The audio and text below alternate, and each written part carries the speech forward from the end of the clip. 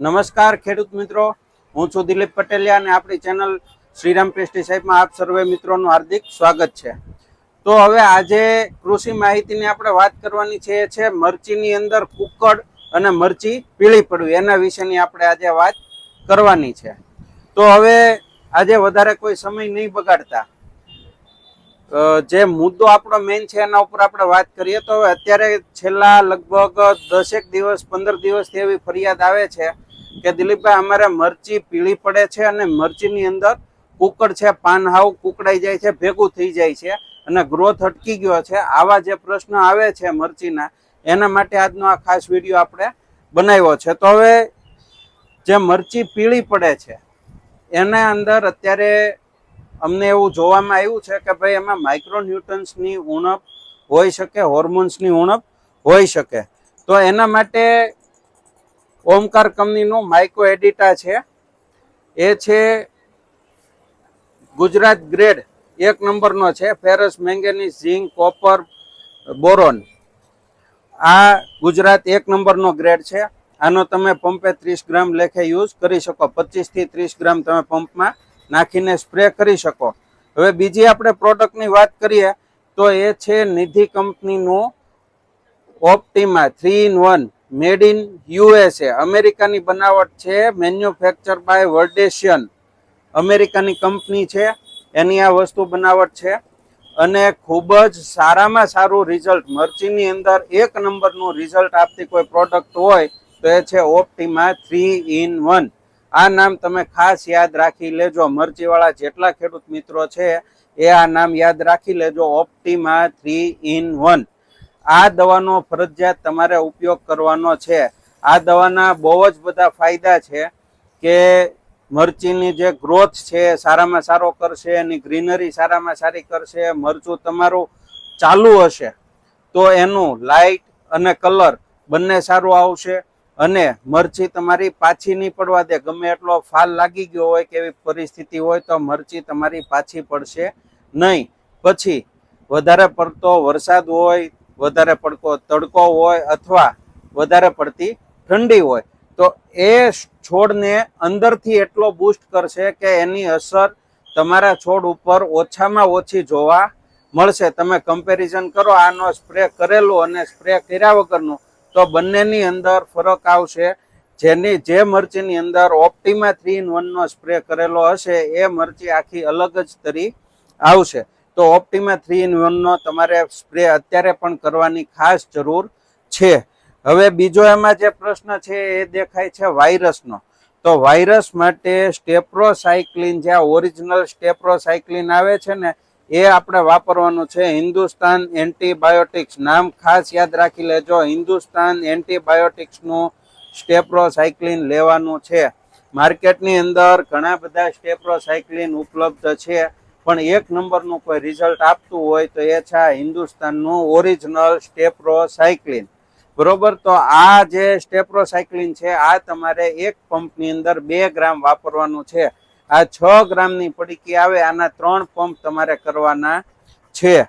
અત્યારે જે છોડમાં પીળાશ આવે છે, છોડ કુકડ વળી જાય છે, એના અંદર માઇક્રોન્યુટનની ઉણપ દેખાય છે અને પ્લસ વાયરસની ઉણપ દેખાય છે. સાથોસાથ થ્રિપ્સ પણ છે. તો થ્રિપ્સની અંદર સારામાં સારી કોઈ દવા તમને પરિણામ આપતું હોય તો એ છે સિનવા. સિનવા તમારે વાપરવાનું રહેશે. પંપે 16 ml લેખે તમારે વાપરવાનું રહેશે. આના સિવાય ગોદરેજનું ગ્રાસિયા આવે એ પણ તમે વાપરી શકો છો. ગોદરેજનું ગ્રાસિયા અથવા IILનું સિનવા, આ બેમાંથી કોઈ પણ એક દવા તમારે વાપરવાની છે. પંપે 16 ml લેખે થ્રિપ્સ માટે. એટલે અત્યારનો ડોઝ જે તમારે કરવાનો છે એ મરચીની અંદર 3 દવાનો કરવાનો છે. એક છે સિનવા, બીજું જે છે ઓપ્ટિમા અને ત્રીજું જે છે સ્ટેપ્રોસાયક્લિન. ત્રણેય દવા એક સાથે મિક્સ કરીને તમારે વાપરવાની છે તમારી મરચીની અંદર. પછી મરચીની અંદર એક બીજો પ્રશ્ન પણ થોડા ઘણા અંશે અમુક જગ્યાએ જોવા મળે છે, એ છે ફૂગનો. તો ફૂગની અંદર તમે વાપરી શકો છો BSF નું પ્રાયોક્સર. આ દવાનું ખૂબ જ સારામાં સારું પરિણામ મળે છે. એની સાથે એક બીજું ફૂગનાશક એ છે કેવીએટ. સુમિટોમો કેમિકલ્સ ઇન્ડિયા લિમિટેડ જાપાનની બનાવટનું છે કેવીએટ. આ તમારે વાપરવાનું છે પંપે 30 ગ્રામ લેખે. એક પંપની અંદર 30 ગ્રામ નાખો એટલે મરચીમાં આખો કલર ફેર કરી નાખશે અને સારામાં સારું ફૂગનું કંટ્રોલ આપશે. ફૂગના ઘણા બધા પ્રકાર હોય, ઘણીવાર થોડા ઘણા સુકારાના પ્રશ્ન પણ હોય. બીજો પાન એના ખરાબ થતા હોય, પછી ઘણીવાર વધારે વરસાદ કેવું હોય અને ફૂગનો પ્રશ્ન વધારે હોય તો ફળની અંદર પણ સડો એટલે કે મરચાની અંદર સડો પણ તમને દેખાતો હોય. મરચામાં કાળા ધબ્બા પડતા હોય એ ટાઈપનો એમાં મરચામાં દેખાડે. ફંગસના રોગ છે એના માટે તમે કેવીએટ, સુમિટોમો કંપનીનું કેવીએટ વાપરી શકો છો. હવે જો તમારી મરચીની હાઈટ બહુ વધારે વધી ગઈ છે અને ફાલ નથી, છોડ તો સારો જ છે, તંદુરસ્ત છે, પણ ફાલ નથી, તો એના માટે શું કરવું? તો એના માટે તમારે વાપરવાનું રહેશે વિદ્યુત. સુમિટોમો કંપનીનું વિદ્યુત તમારે વાપરવાનું રહેશે. વિદ્યુતના સારામાં સારા પરિણામ તમને મરચીની અંદર જોવા મળશે. જો તમારો છોડ વધી ગયો છે અને પ્રોડક્શન નથી અથવા તો ફાલ નથી બેસતો તો તમારે વિદ્યુત વાપરવાનું છે. પણ તમારા છોડની હાઈટ જે ઊંચાઈ જે છે એવરેજ છે અને તમારે ફાલની જરૂર છે, દાખલા તરીકે તમારા છોડની હાઈટ 1.5-2 ફૂટની આજુબાજુની થઈ ગઈ છે અને તમારે ફાલની જરૂર છે, તો એના માટે તમારે વાપરવાનું છે ઝટકા અને સાથે વાપરવાનું છે પુષ્ટિ. આ બંને દવા તમારે એક સાથે નાખવાની છે. ઝટકા તમારે નાખવાનું છે પંપની અંદર 25 ml અને પુષ્ટિ નાખવાનું છે પંપની અંદર 50 ml. આ બંને દવા તમારે એક સાથે વાપરવાની છે. આનાથી ફાયદો એ થશે કે તમારે છોડનો જે વધવાની જે ઝડપ છે એ એકધારી ચાલુ રહેશે, સાથે જ ઉત્પાદન શરૂ થઈ જશે, નવું ફૂલ ભમરી બેસવાનું ચાલુ થઈ જશે. તો આ અત્યારે જે મરચાની અંદર જે પ્રશ્ન અમારા જે જાણમાં આવી છે એને લગતો આજે આ મેં વિડીયો મૂક્યો છે. બીજી કોઈ તમારે વિશેષ જાણકારી લેવી હોય અથવા તમારા એરિયાની અંદર કઈ મરચી થાય છે, શું છે, કેમ છે, એ તમારે બધું જાણવું હોય તો જે ડિસ્પ્લે ઉપર નંબર બતાય છે એના ઉપર તમે કોલ કરો અથવા વોટ્સએપ કરો અને મરચીને લગતી કોઈ રોગ હોય કે જીવાત હોય એના વિશેની તમારે જે કોઈ સંપૂર્ણ માહિતી જોતી હોય તો પણ તમે મને કોલ કરી શકો છો અથવા વોટ્સએપ કરી શકો છો.